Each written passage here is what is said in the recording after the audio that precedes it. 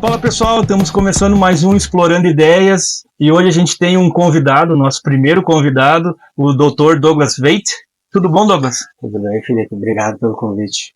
Nós que agradecemos tu vir aí, vai ser a nossa inauguração, vamos dizer, com convidados, né? Douglas, além de médico, tu escreveu 2 livros, né, que a gente tem aqui, o Pedras no Caminho, que foi o primeiro, né, onde fala um pouquinho dele. O Pedras do Caminho. Primeiro, eu nunca imaginei escrever livro, né? Era um sonho que eu tinha, né, Felipe? E os 2 livros foram por necessidade. Necessidade de expressão, sublimação, que é uma mecanismo de defesa, às vezes, que a gente tem. Ver que com muita bagagem e estudo, frente inicialmente na pandemia, que foi Pedras no Caminho, eu tinha muita coisa para contar. Sim. Ou para trocar ideias numa sociedade livre que a gente sempre defende. Certo. Então, Pedras no Caminho nasceu de uma necessidade de comentar para uma população que situações como aconteceram na pandemia deveriam ser refletidas para outras, pelo menos para outras situações, pelo menos para deixar na história, registrado na história, que teve pessoas que quiseram debater conceitos clássicos, como a teoria dos 4 discursos, por exemplo, de Aristóteles, poética, retórica, dialética e lógica. Na pandemia a gente só viveu a poética e a retórica como verdade. Sim. E no meu ponto no livro não foi só dizer, não, isso está errado, isso está certo. Foi simplesmente ter a necessidade de dizer, gente, como sociedade livre e em busca das virtudes, a gente precisa aprender a ouvir um ao outro.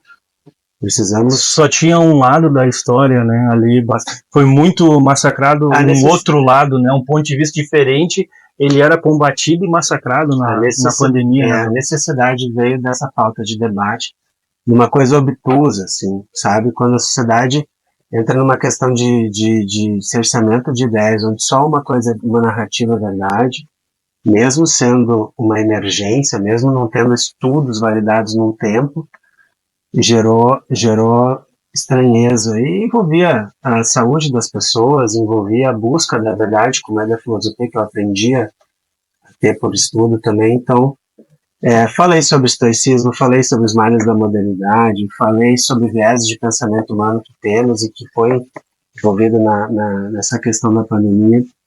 Falei sobre a formação da personalidade do ser humano, como às vezes nós nos enganamos, para depois entrar no assunto técnico que foi a doença Covid, propriamente as vacinas da Covid, o que elas queriam fazer.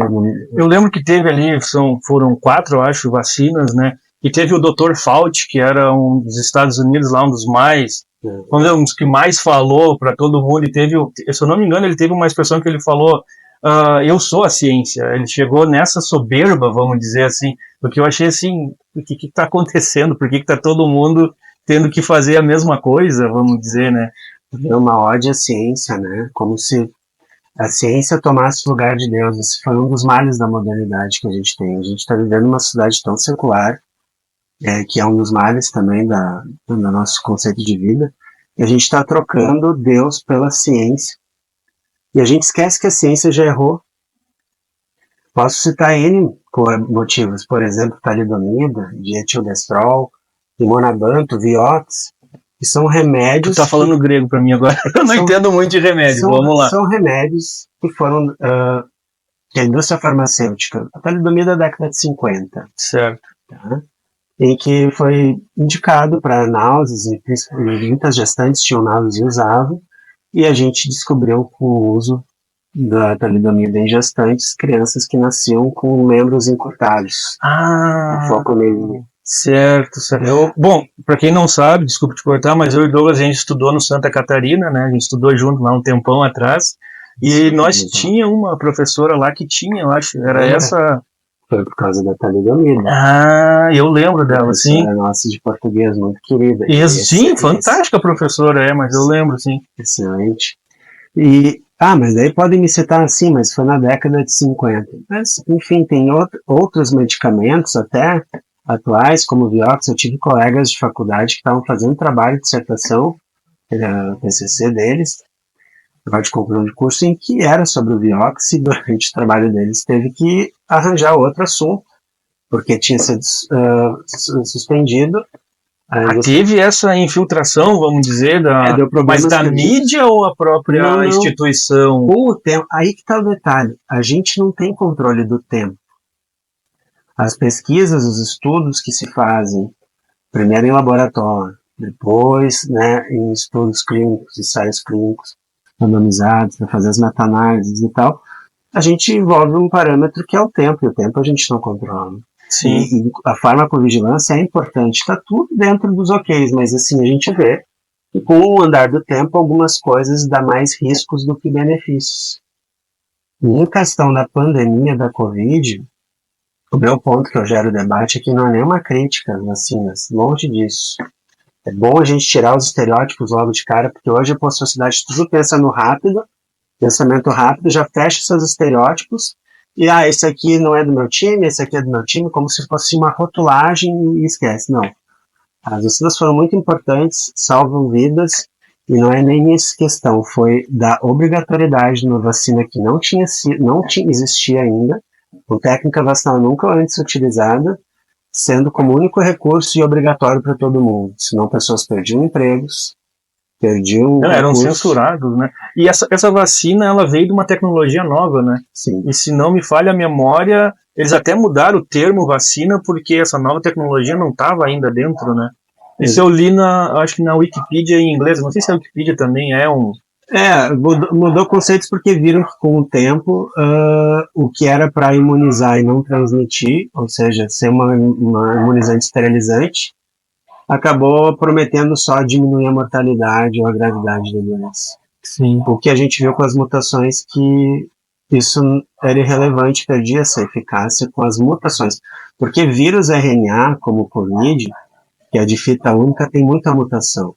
Outros exemplos de vírus parecidos são HIV, né, antavírus, dengue, propriamente dito, que só agora está saindo vacina, depois de muitos anos de pesquisa e testados, né, que é bem mais estudado. Né? É tudo da mesma família, vamos dizer assim. Não, e são esses tipos vírus virais. Mas eles genéticos. Eles têm mutação, então por isso que é difícil fazer uma vacina. Eles têm muita mutação. Outro exemplo, influenza, que é o da gripe. Todo ano se faz, principalmente os idosos, Sim, né? Tem uma vacina nova, né? Por quê? Porque se pega as cepas que mais circularam no último ano e faz daí um vírus inativado para gerar anticorpos para proteção daí principalmente para grupos de risco.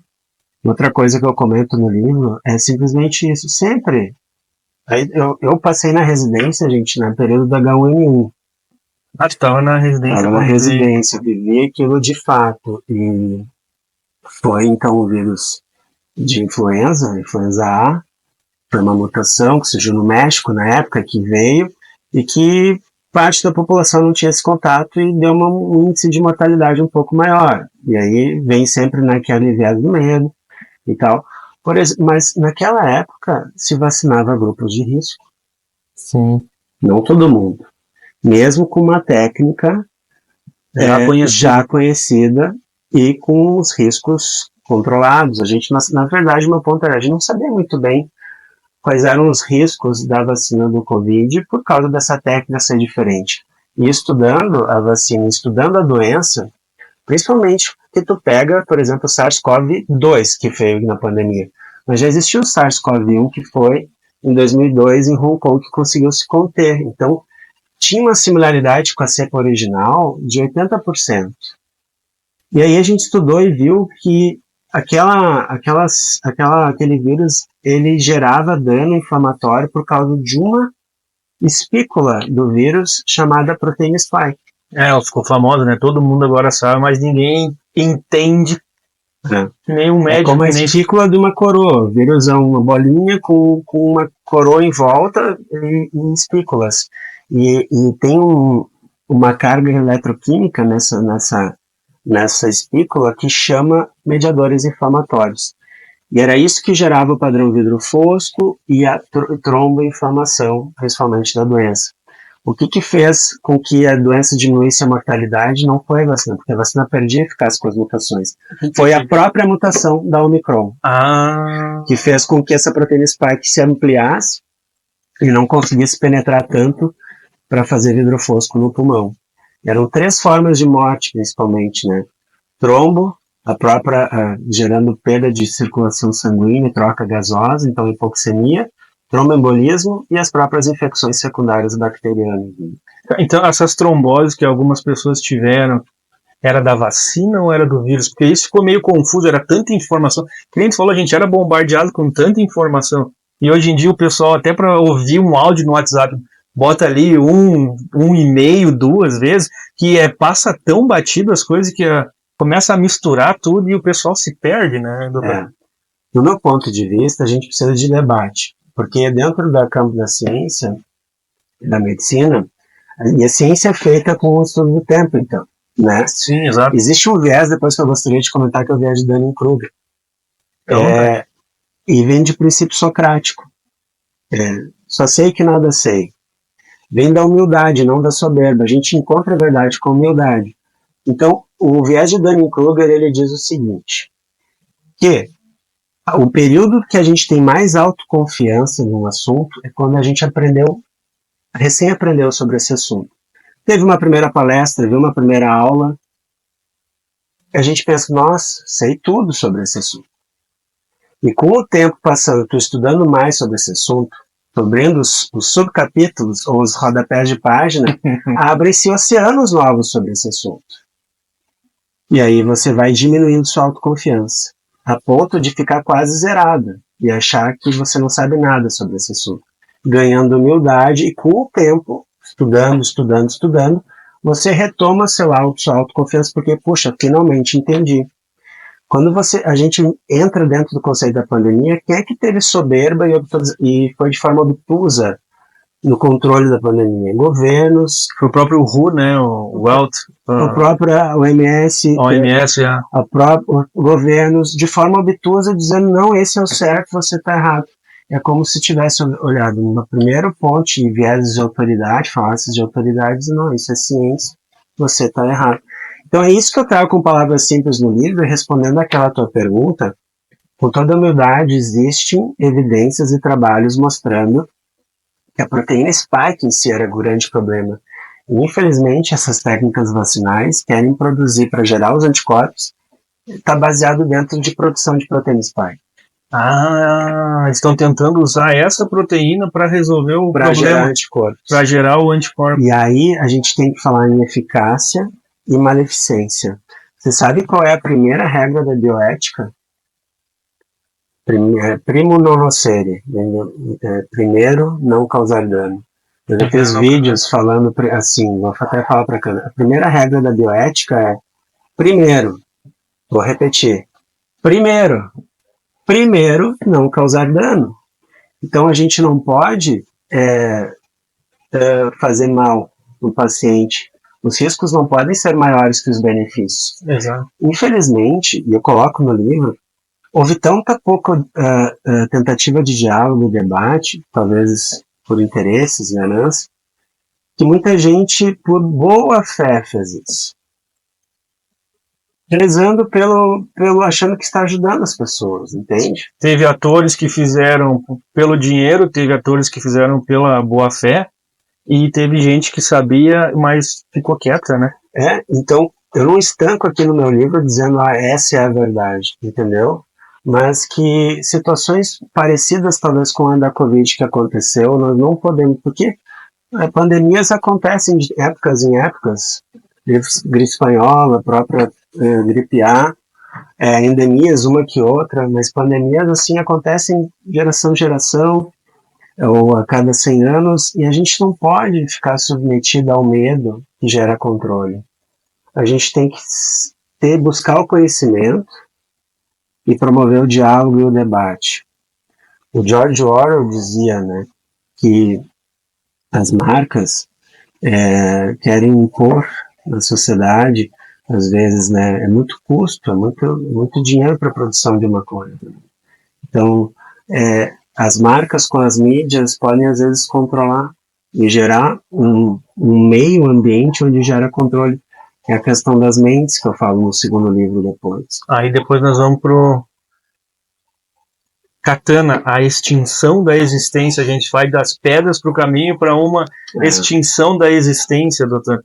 Isso, hoje em dia, com o advento das redes sociais, do WhatsApp, desse mundo globalizado, isso aqui é fogo no palheiro. Não no desfecho. Esse livro é eu conversando com o leitor do futuro. Né? Ele explica o porquê. Em primeira pessoa. Já este aqui é uma obra de ficção. Eu me colocando dentro da arte da literatura, conversando um pouquinho sobre uma realidade que a gente vive e a vivência dos personagens com essa realidade, eu usando do ordinário com o extraordinário para dar um suspense na história. Mas a gente vê a extinção da existência, eu coloquei esse subtítulo, vem de Descartes. Descartes dizia, né, no método, o discurso do método, né, o princípio da ciência, de descobrir, do experimento, de experimentação. Ele dizia, tudo começa no pensamento. Se penso, logo existo. E a gente não repara que pensamentos geram palavras, palavras geram ações, ações formam um hábito e depois vai formar a cultura de uma população. Dentro da filosofia, às vezes, até o hábito vem antes do hábito. A gente está tão habituado que faz o ato por hábito. Então, tudo começa no pensamento. E a gente tende a funcionar como a inércia, como o ambiente nos prega. A gente tende a economizar energia no nosso cérebro fazendo um automatismo cerebral. Então, se a gente deixa de pensar, porque o meio ambiente está tudo automatizado, globalizado, digitalizado, dizendo sempre de cima para baixo o que tem que se fazer, deixando de pensar, a gente deixa de existir. Eu tiro o livre-arbítrio, né, que é um dos fundamentos da raça humana, vamos dizer. Acaba inibindo aquela questão importantíssima para o discernimento, que são as consciências. E que muita gente morreu para nos dar essa liberdade, né? Exato. São várias e várias guerras, e se tu for ver a fundo, ela é para a busca da liberdade ou para ter mais liberdade. E aí vem o ponto. Eu estou tentando restabelecer alguns conceitos importantes que são esquecidos, né? Essa é a minha necessidade. O que é a consciência? É tu saber quem tu é, com todas as tuas experiências de vida, os teus valores, o que tu busca, muito conectado com Deus, com a essência da lei natural que Deus nos coloca. Sabe que essa época da pandemia me fez descobrir questões de finitude humana dentro da minha vida também, com uma situação. E me fez buscar um pouco mais Deus também. Foi uma época de reflexão. Eu descobri uma questão que eu nasci com isso e tá tudo controlado, mas que te tira do automatismo de achar, eu vou viver até os tantos anos. Ninguém tem essa garantia. Então a morte é cada dia que tu não viveu. A gente se encontra de novo, ou nasce de novo, quando a gente toma consciência de que um dia a gente vai morrer. De que um dia isso aqui acaba. Muita gente escondia isso e a pandemia colocou na cara da turma, né? Olha, a tua vida um dia vai acabar e tu tá vendo que é real, que vai acontecer, porque tu tá ali bombardeado o tempo todo por informações era números de mortes. Tu olhar um jogo de futebol, tu ia olhar uma notícia, tu ia olhar, a primeira coisa era 1 minuto de silêncio, porque tem não sei quantas mil pessoas que já morreram devido. Isso muita gente fazia de conta que isso é lá depois, eu não preciso enfrentar isso agora, né? Exato, sabe que isso forma um viés de ancoragem e um viés de manada, né? Na conformidade social. E eu coloco isso nos 2 livros, mas principalmente no Pedras do Caminho. O medo que gera controle. As pessoas facilmente trocam a vida por deixar de viver ou ficar obedecendo por uma sensação de segurança. Só que nada é garantido. O que é mais importante, a vida ou a liberdade? Porque se a gente acaba entrando como uma cultura de medo, ou uma cultura onde todos têm que pensar iguais, sem capacidade de ouvir o outro com respeito à pessoa, mas às vezes não às ideias, porque tem muitas ideias ideológicas que não estão baseadas na verdade, e isso não pode ser respeitado, mas tem que ser debatido dentro do campo da busca da verdade. Quando alguém que está num debate contigo, tu percebe que vive numa narrativa, não está aberto ao debate, vindo com vieses de argumento ad hominem, ou com xingamentos, você deve sair do debate, porque não tem o que debater com pessoas assim. Vai pra baixaria, que nem a turma fala, né? Mas normalmente assim, teu direito acaba quando começa o direito do outro, né? E o debate, ele às vezes passa um pouquinho, porque o ego inflama, entra naquela, né? A minha bolha. Tô dentro da minha bolha, todo mundo tá dentro da minha bolha, diz que eu tô certo, então eu tô certo, eu não quero ouvir mais nada. Vivemos em bolhas, né? Doutor, quer uma água? Vamos tomar uma água, o Guto tá aqui, vai nos dar uma força. Vamos tomar uma água aí, daqui a pouco o papo tá bom, tá indo. E o Jordan Peterson, né? Pode ser com gás. E o Jordan Peterson fala, né, das camadas para felicidade nele, né, as 12 regras para a vida. As 12 regras, esse cara, ele é um canadense que sofreu muita pressão. Eu até achava que ele ia ser preso lá no Canadá, porque o Canadá foi um dos países que era para ser um país livre, mas que durante a Covid, a pandemia, foi muito, muito forte, né? A supressão de ideias deles lá, né? Trudeau, né? Se eu não me engano. O Trudeau, a gente vê que esse foi orquestrado no mundo inteiro uma coisa muito uniforme. Vindos, assim, de uma coisa muito estranha. Não, países, Austrália, Nova Zelândia, Estados Unidos, Canadá, países que tu achava que tinha essa liberdade mais aflorada, foram países que colocaram a mão do Estado forte na turma, né? O Jordan Peterson, eu acho que ele até chegou a abandonar um pouco, ele ficou meio que recluso, né? Porque foi até punido, né? Foi punido. Ele perdeu ou não perdeu? Não sei, não me lembro agora a questão do título de psicólogo. Ele é psicólogo, né, clínico, mas ele foi punido de alguma forma, né, no Canadá por questões de ter que se entrar numa retórica de narrativa que ele não aprendeu assim na faculdade, né? É uma coisa que vem muito em cima disso. Quando a gente fala dessa questão da pandemia, que a gente também insere dentro do capítulo que eu posso falar depois, existem filosofias da ciência. Os dois principais filósofos de ciência do século XX é Thomas Kuhn e Karl Popper. Tá? A pandemia foi tomada pela lógica de Thomas Kuhn, que diz o seguinte: nós temos que deixar tudo nas mãos dos especialistas, que criam os paradigmas, e com o tempo esses paradigmas mudam. Mas só com o tempo, isso demora. E às vezes pode ser muito tarde. Já Karl Popper, que vem muito de Aristóteles, dizia que não, que a gente tem que ter o princípio da falsibilidade. A gente precisa questionar para descobrir. Então, se tu vem com uma tese, aí vem a teoria dos 4 discursos. Se tu vem com uma tese, precisa de uma antítese para formar a lógica. A irmã Miriam Joseph, né, escreveu o Trivium, ficou trivial, né? E dentro que a gente estava falando da questão da lógica, a gente tem a gramática, a retórica e a lógica. A lógica é o intelecto. São 3 as faculdades da mente. Muito bom essa parte desse livro. E que fecha com tudo que eu vejo até nos meus pacientes atendendo, que todos estão presos dentro de uma angústia e do tédio. A angústia do ter, e quando tem, com um monte de dívida, talvez, vem o tédio. Nada preenche, que busca a felicidade na materialidade. Vem dentro dessas 3 faculdades, gente. As emoções, que é uma faculdade primitiva que até animais têm, e que a gente vê, por exemplo, sobre elas no filme Divertidamente, porque não fazer essa propaganda, que é muito bom para descobrir as emoções, o nojo, o medo, né, a ansiedade que vem na adolescência, a raiva, né, a felicidade, a alegria.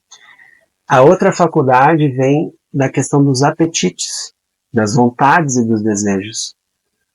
O apetite para o bem, a gente tem, assim como o apetite para o bem, como São Tomás de Aquino diz, a gente quer ter o prazer, a gente quer buscar o alimento, a gente quer sentir prazer na vida. Então, hoje, na sociedade moderna que vivemos, a gente cicla muito entre essas 2 faculdades.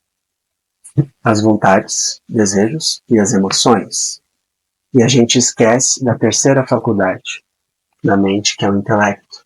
Que é o que mais demora para evoluir. Em média, 24 anos os homens, as mulheres um pouquinho menos. Para se formar. Não, tem gente com 40 que ainda também é o crianção. Agora, se a gente vive numa cultura que é formada pelos pensamentos, palavras, ações, hábitos, e uma cultura do relativismo, do automatismo, a gente cada vez vai inibindo o intelecto. Sim. E é o intelecto que busca a verdade. a gente se sente completo com o intelecto, sempre entre a lógica de fé e ciência. São Tomás de Aquino dizia, Roger Bacon, também um filósofo da Idade Média, que foi um dos primeiros filósofos da ciência, dizia que a gente precisa colocar a ciência e a fé junto e não separar como os iluministas fizeram isso na Revolução Francesa. Ali começou todo o desastre. E ideias e narrativas até do passado, com críticas da Idade Média, livros que eu li agora mostram isso, né? A gente critica muito a igreja, e aqui não vou falar muito de religião, mas se não fosse ela, nós não teríamos uma ponte do Império Romano com agora.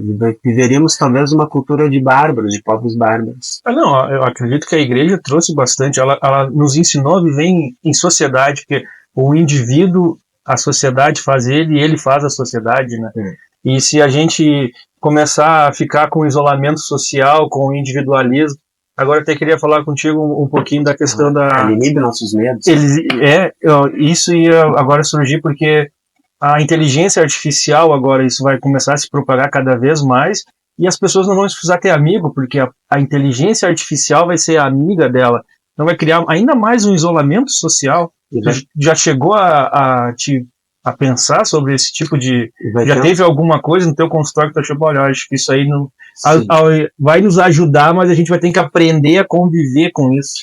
Vai ter uma vida artificial, né? Vai ter uma vida artificial, né? Vai criar um isolamento social, o pessoal vai ficar individualista, né? A gente só precisa manter os conceitos de ética, de moral e do intelecto para usar os recursos.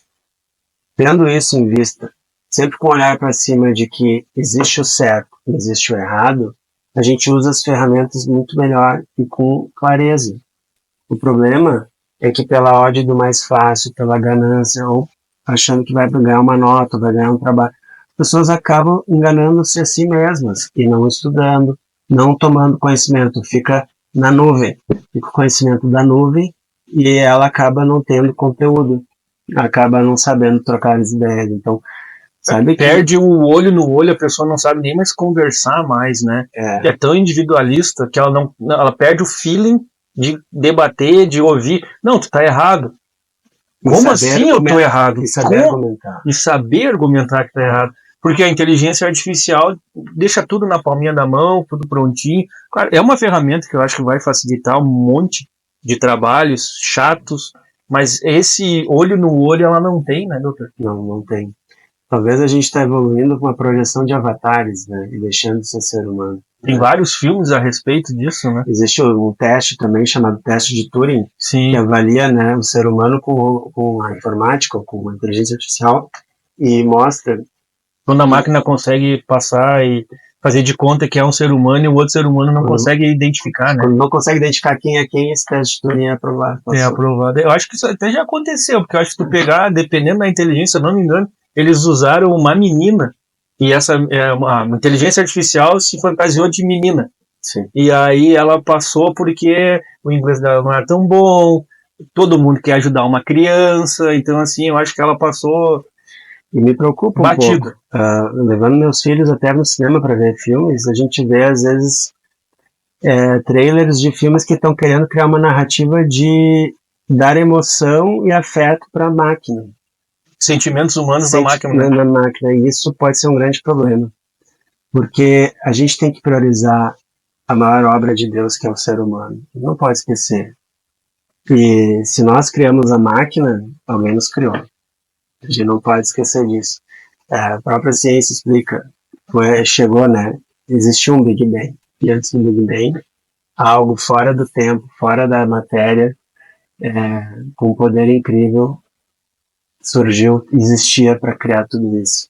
Mas, entrando um pouquinho no teu segundo livro, Douglas, Katana, a extinção da existência. Fala para nós um pouquinho dele, então.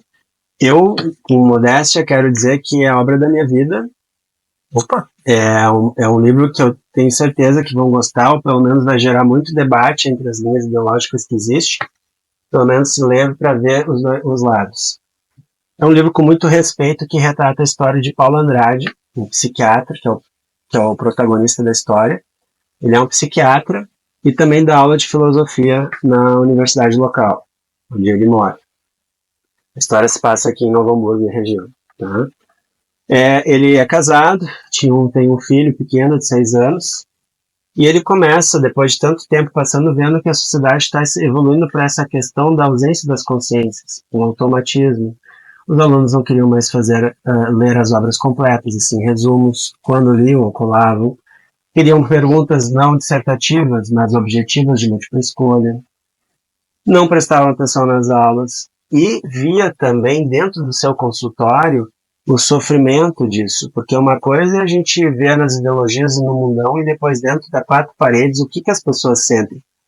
A gente não pode viver só pensando que existe CNPJ, existe um CPF, esse CPF tem sentimentos, e esses sentimentos são contidos às vezes a 7 chaves com medo de se expressar, porque hoje o maior medo do ser humano é o medo, não é nem da morte, é o medo da retaliação pública.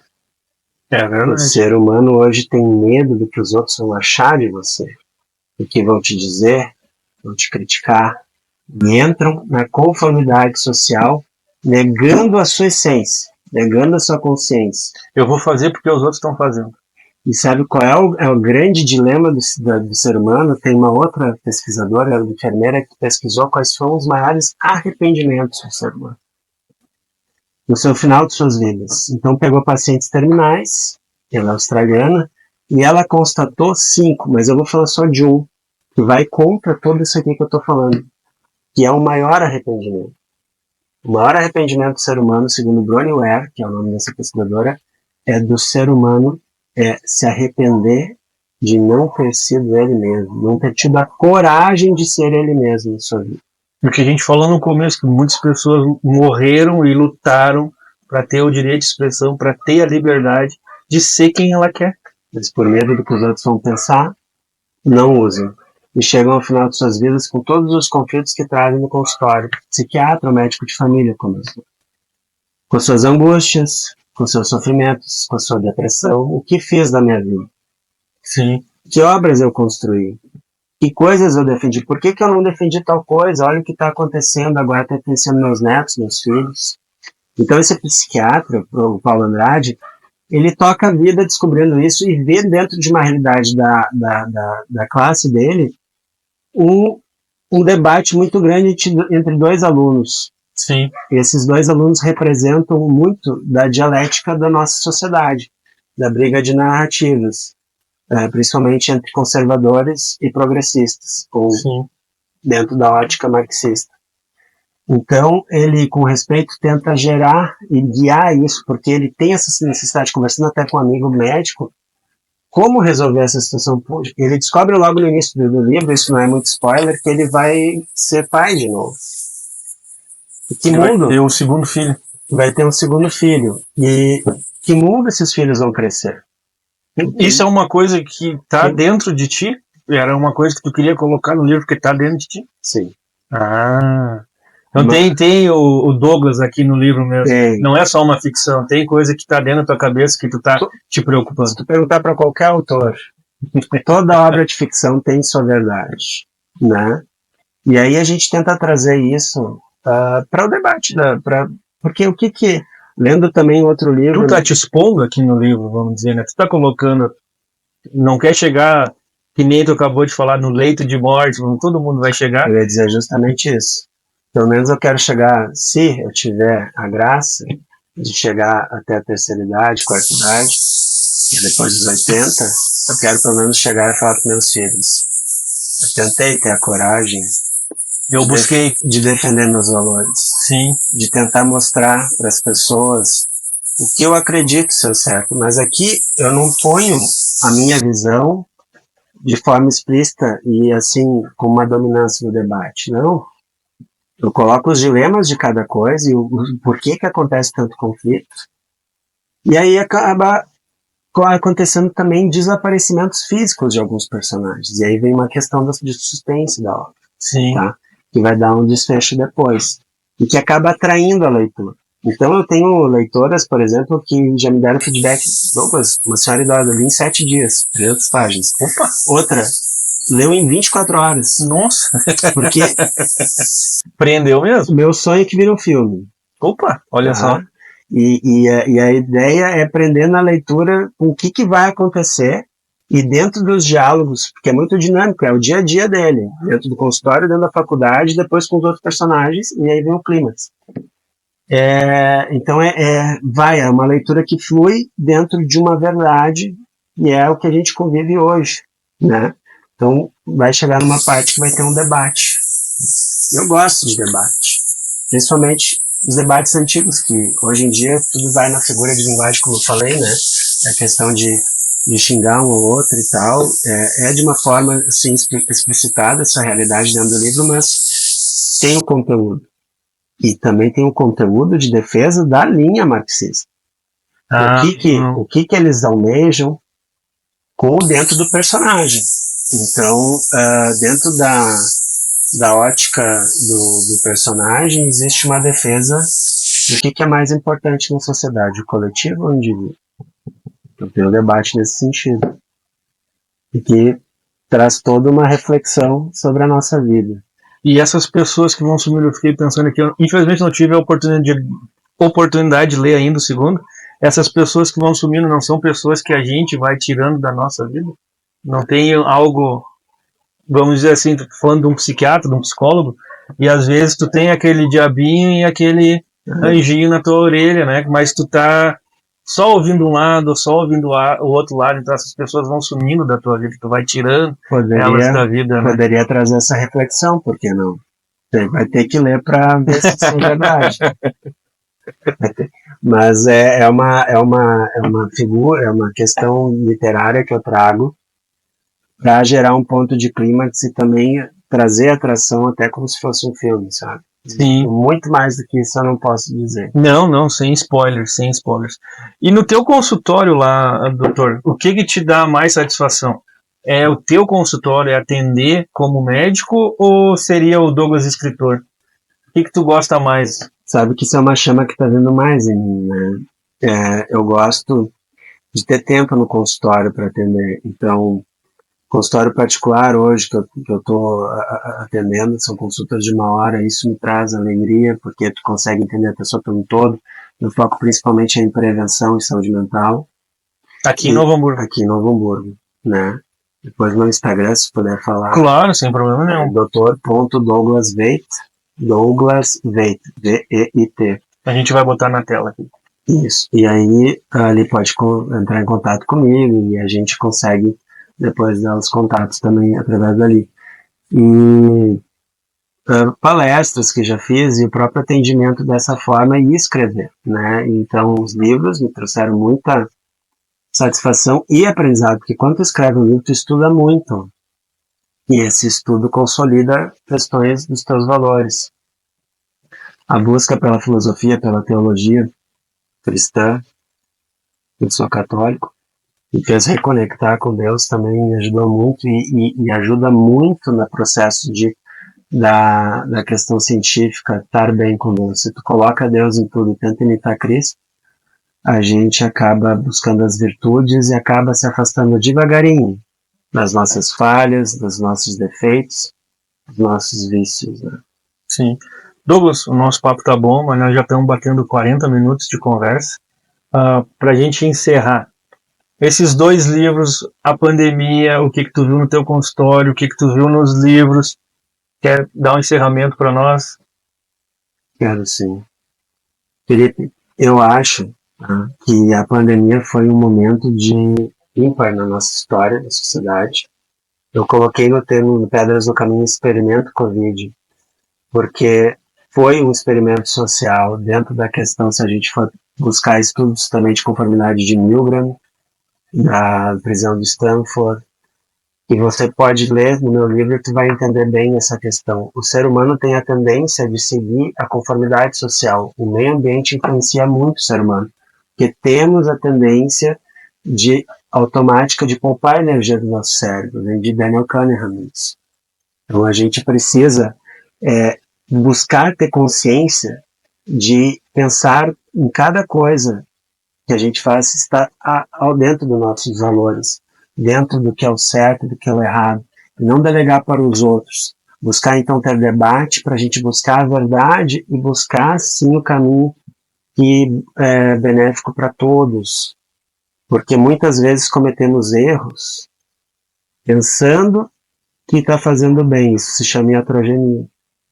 Viver em sociedade é isso, né? Tem que saber que o outro também pode estar certo.